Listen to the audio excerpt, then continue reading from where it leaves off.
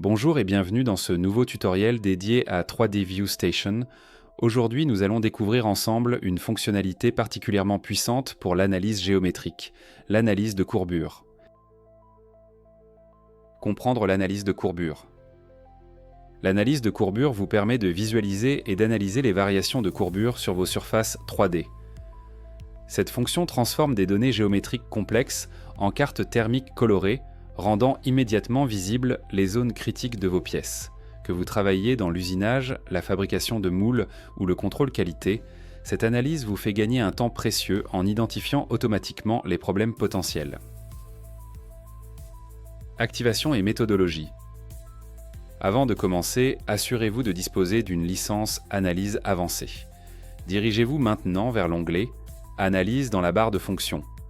Vous y trouverez la fonction courbure dans le groupe avancé. C'est notre outil. La méthode de travail reste toujours la même, quel que soit le type d'analyse choisi. Première étape, isolez la géométrie que vous souhaitez analyser dans la zone de structure. Deuxième étape, sélectionnez votre type de courbure parmi maximum, gaussien ou moyenne selon votre objectif. Troisième étape, vérifiez vos paramètres puis cliquez sur le bouton. Calculez pour lancer le calcul. Premier cas d'usage, l'analyse maximum. Commençons par le type maximum, particulièrement utile pour identifier les surfaces problématiques en usinage. Dans notre modèle, sélectionnons maximum dans les types de courbures disponibles. Cliquez sur Calculer et observez le résultat. Les zones colorées du bleu au violet indiquent que les surfaces qui peuvent nous poser des difficultés lors du fraisage ou de la planification des parcours d'outils. Plus la couleur tire vers le violet, plus la courbure est prononcée et potentiellement problématique pour l'usinage. Deuxième cas d'usage, l'analyse gaussienne.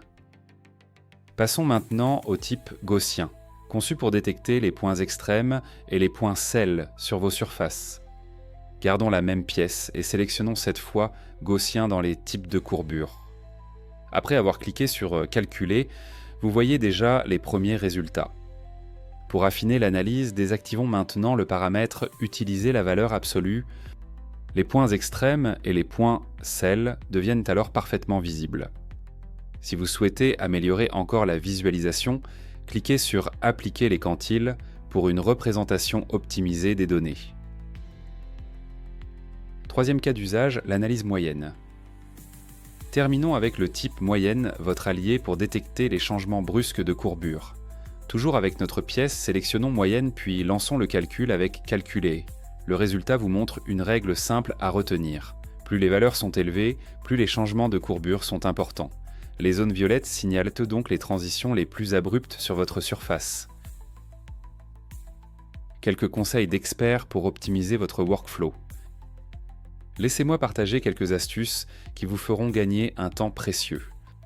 Les nœuds sélectionnés dans votre carte de couleurs apparaissent et ils sont plus brillants que les nœuds non sélectionnés.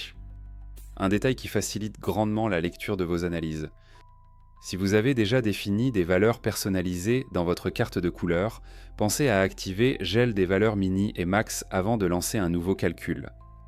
Cette option préserve vos réglages et évite qu'ils soient écrasés par les valeurs automatiques du calcul suivant. N'hésitez pas non plus à activer Afficher l'histogramme. Cet outil vous donne une vision claire de la distribution de vos valeurs de courbure et vous aide à mieux interpréter vos résultats. Merci d'avoir regardé cette vidéo. Rendez-vous sur notre site CAD Interop pour obtenir plus d'informations sur 3D View Station.